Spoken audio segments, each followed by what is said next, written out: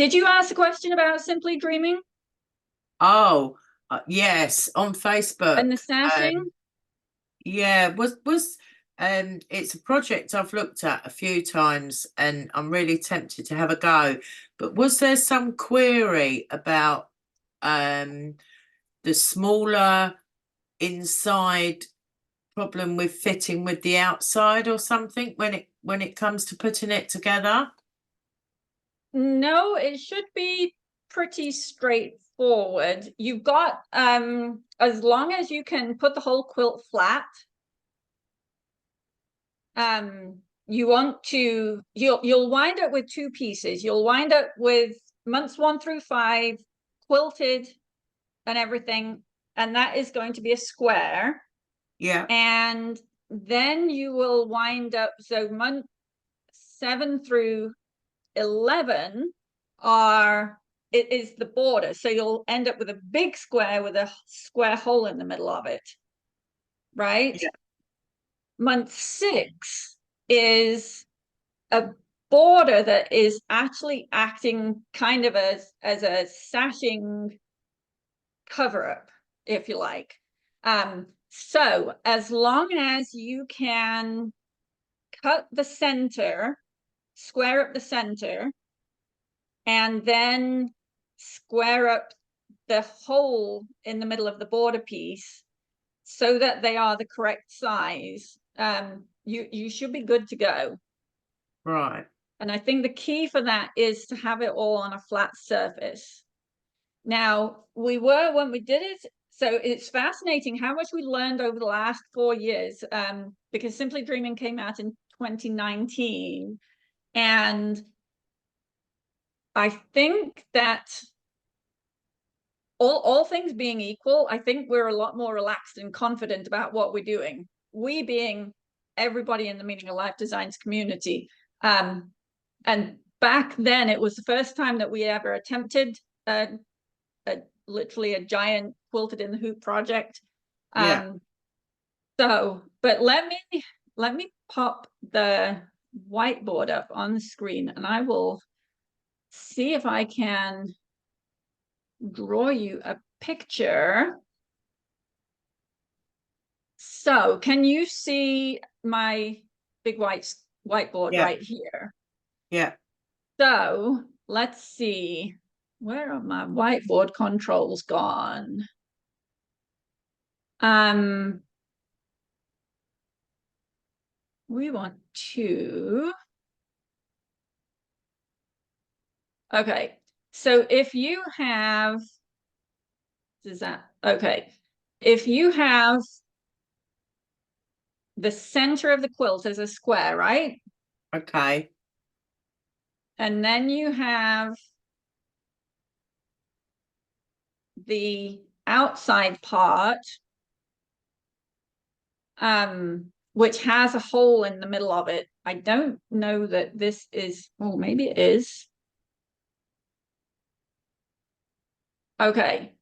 Yeah. By the time you've um by the time you've got the inside or the center stitched into the hole here, it will be beautifully flat, right? And the seam allowance will actually be on the right side because you're sewing the center and the border wrong sides together so that your Okay. seam allowance actually Yeah. sits on the top of the quilt, right?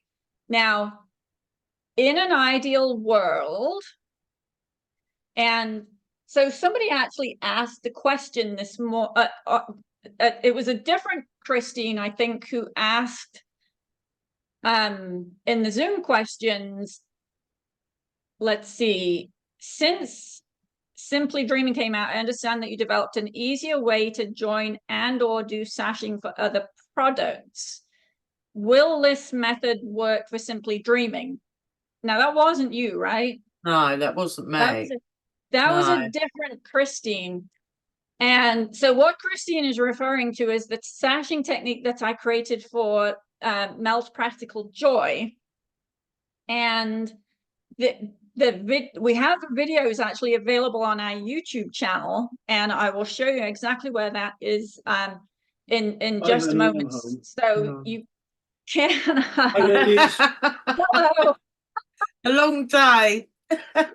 That's okay. You absolutely can use the I'm going to call it the Mel's Practical Joy technique for any project which is joining finished quilt blocks together. So projects that we've done like that would be Express Yourself with the letters.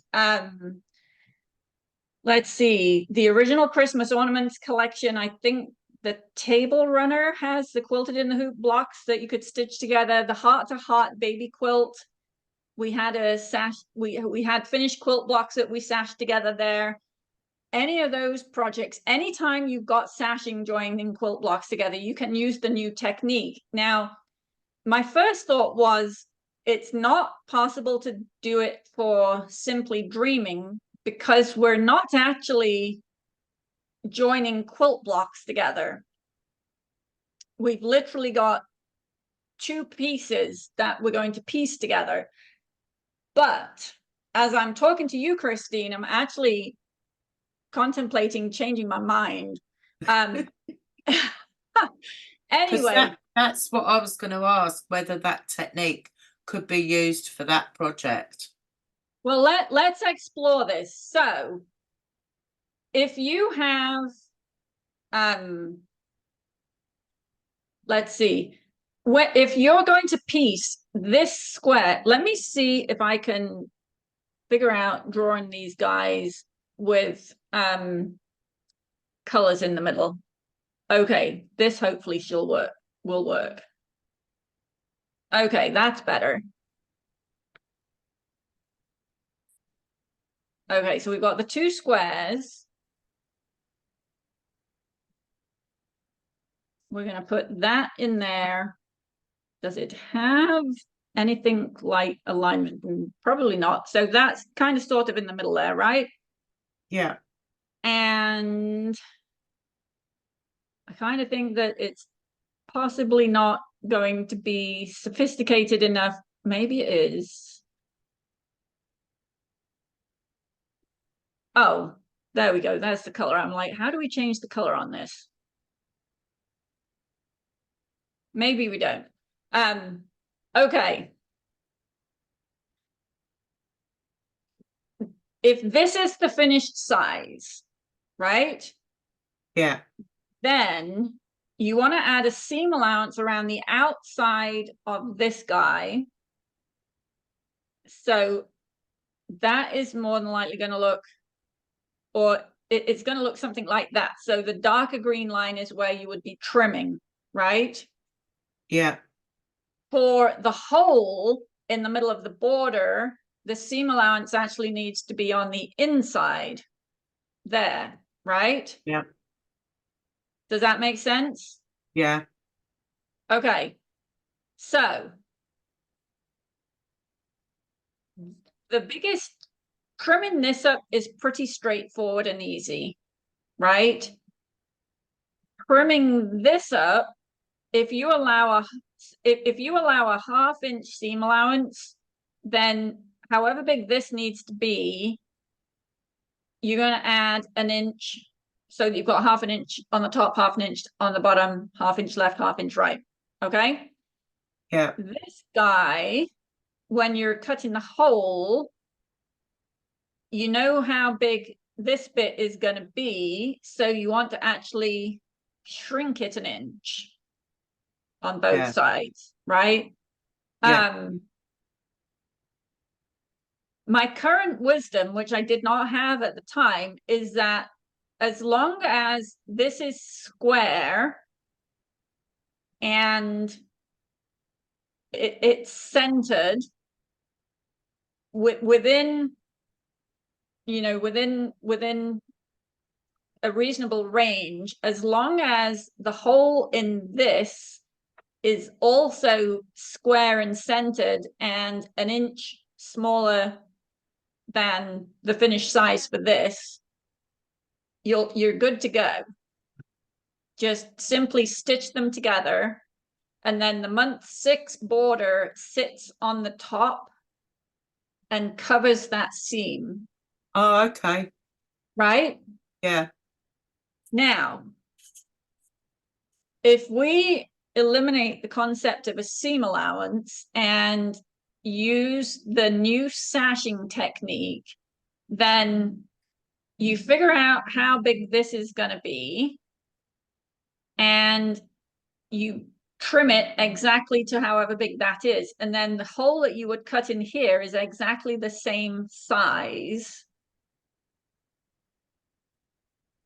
If we could figure out how to handle the corners, you could actually use the new sashing technique to set that Yeah. square piece into here. Now I say set rather than stitch because it literally, this hole is exactly the right size to accommodate this. The challenge is how you actually get around the corners. Mm. Yeah.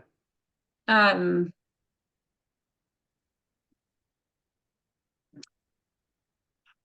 because the key is for it to still look good on the back. I'm actually wondering if it would be as simple as figuring out how, well, I mean, it's crazy to say it's going to be as simple as figuring out how to get the corners mitered once you're sewing that thing on.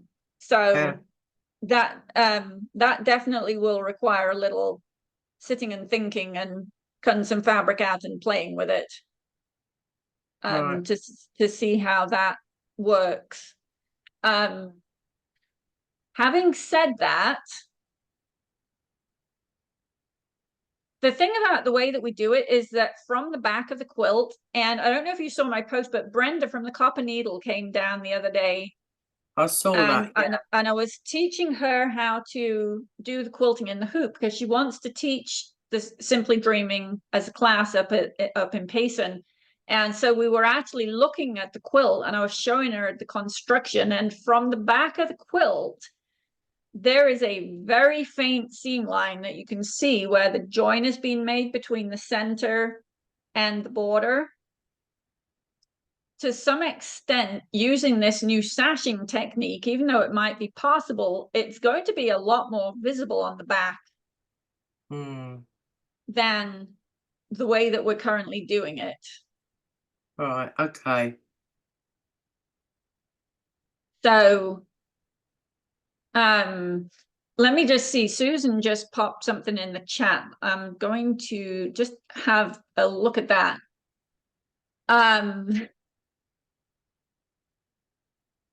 Let's see.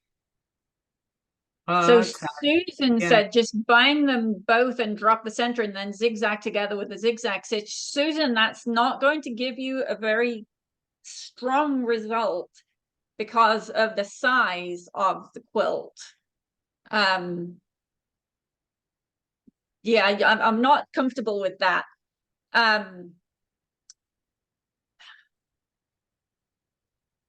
It's really the corners on the of the whole that are Yeah.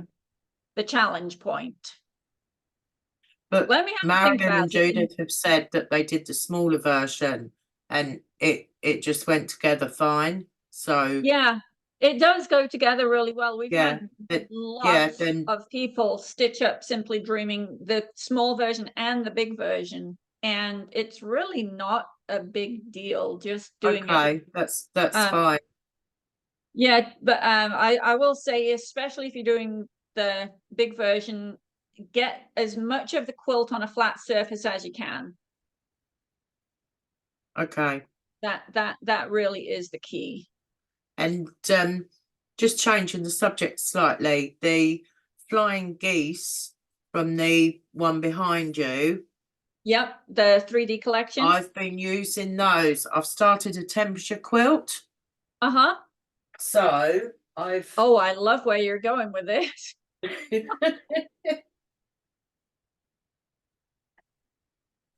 Wow, that is fabulous. so Yeah, I've got my colours laid out.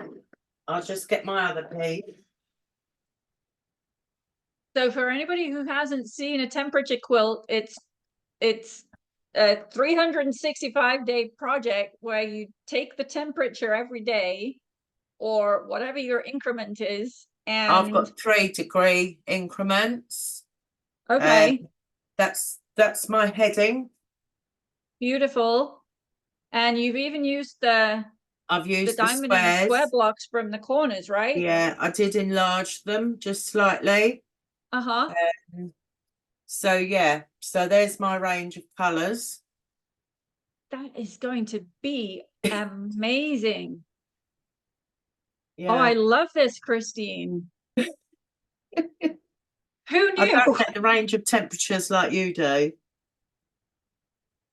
You know what? In some ways, I think that's a really good thing, because we can have a 30 to 40-degree difference in any one day.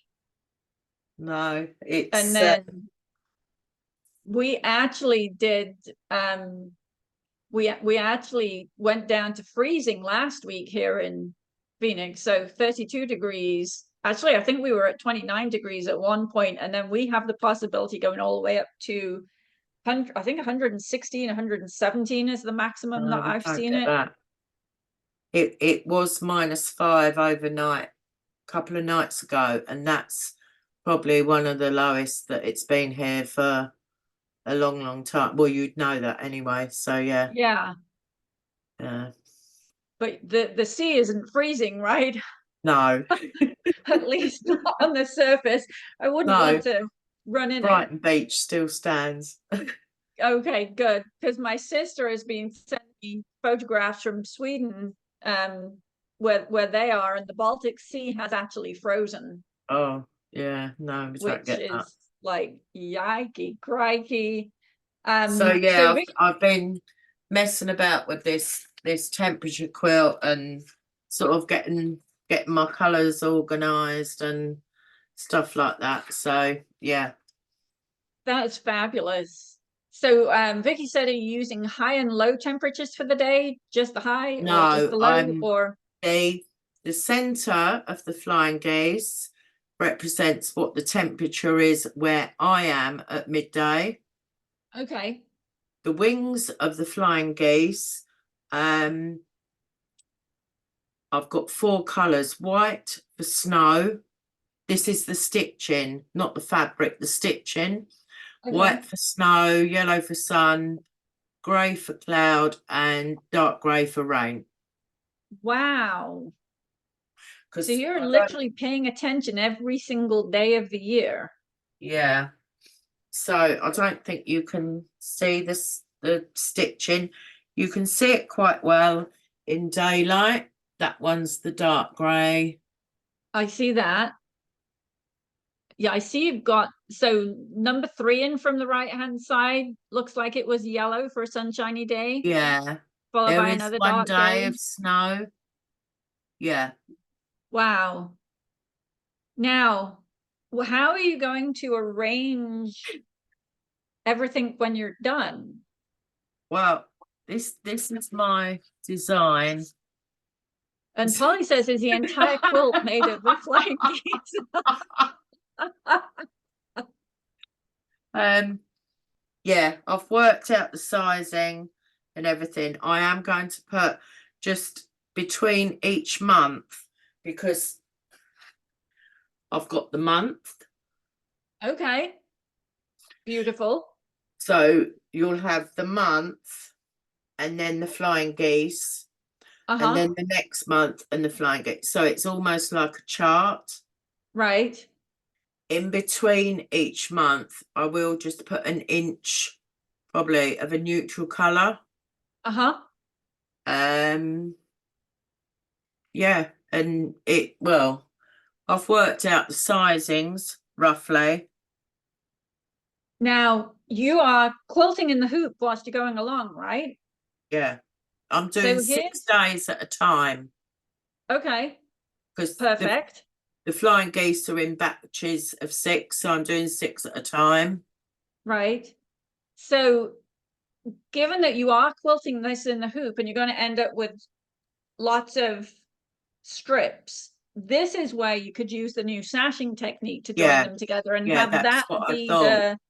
the you could have that be the color that's showing up in Yeah, between the rows. yeah.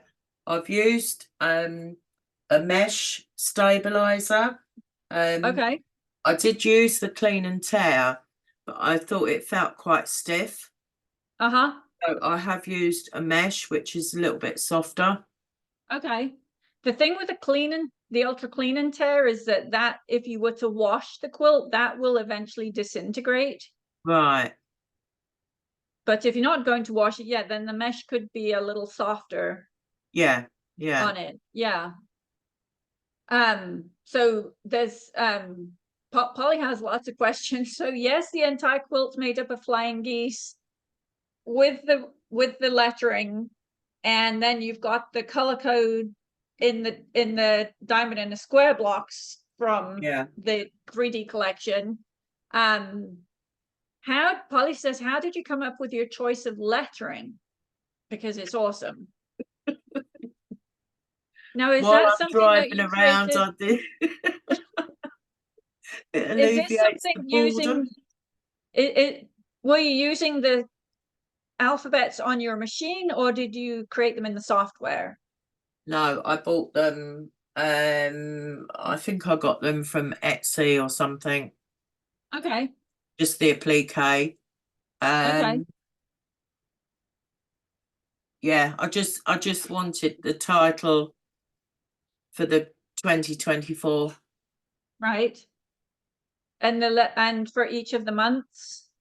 Yeah, it's the same design. Okay. Because in Awesome. the oh, in the applique, I used the Orifil, but I quite like the white. I don't know if you can see the white Yeah. inside the lettering. Uh-huh. So yeah. Fabulous.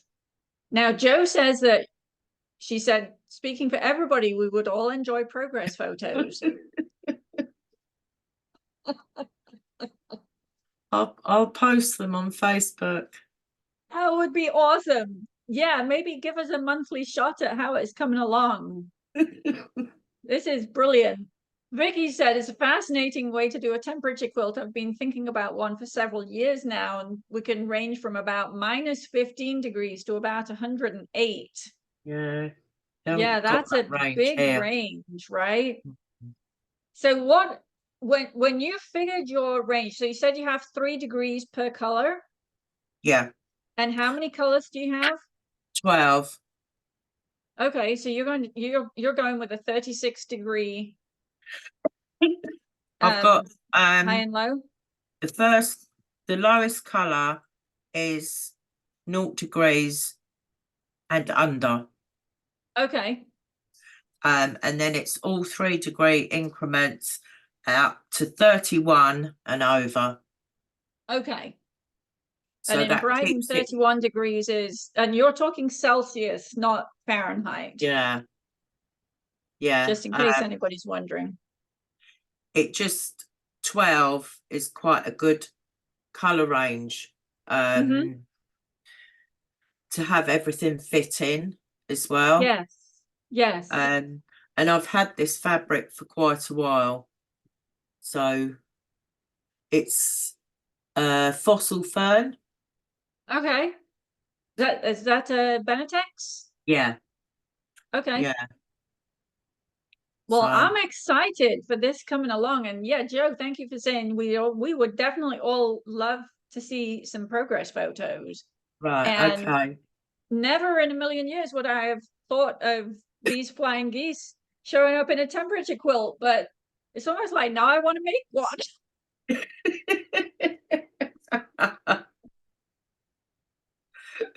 Well, you've got the designs. I know. So maybe we will have to pop together if it's okay with you, maybe a blog post or something, just outlining the idea and how you might do it. Yeah, yeah. I mean, I did do when I started it a couple of weeks ago. Um, Oh, where's the flying geese? The wings of the flying geese, I used colour fabrics to Uh-huh. designate what the type of weather was, but I didn't like that. It was Okay. too muddly. It wasn't it sort of clean and straightforward. It just looked messy and confusing. So Uh-huh. yeah, I shelved that idea and just used the stitching for that. I think that's brilliant. I think this is going to look really beautiful because from a distance, you're not going to see the stitching on the white. You'll have a really cohesive, vibrant color Yeah, scale going on with all of the colors. But as you come in closer and see the detail with the thread on the white, I think yeah. that is going to be really In the awesome. in Yeah. the daylight, you can see a slight change of colour because my backing fabric is a sort of creamy, it's what they call pastel almonds. It's Okay. slightly creamy, it's got a little bit of pink in a little bit, and it seems to react to the colour of thread that you're using as well, which is pretty good.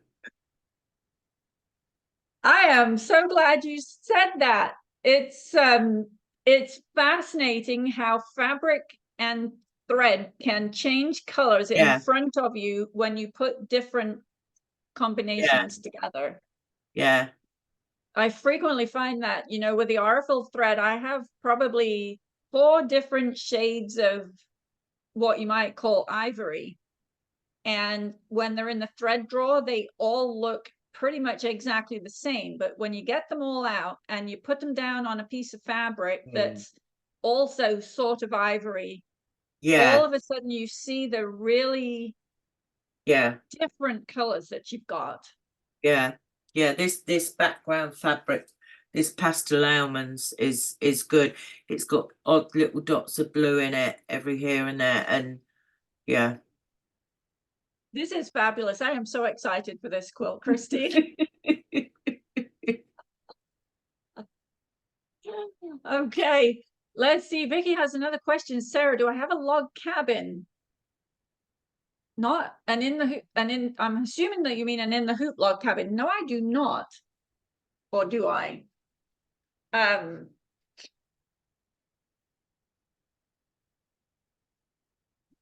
I thought about it many, many, many times, creating an in the hoop log cabin. Um,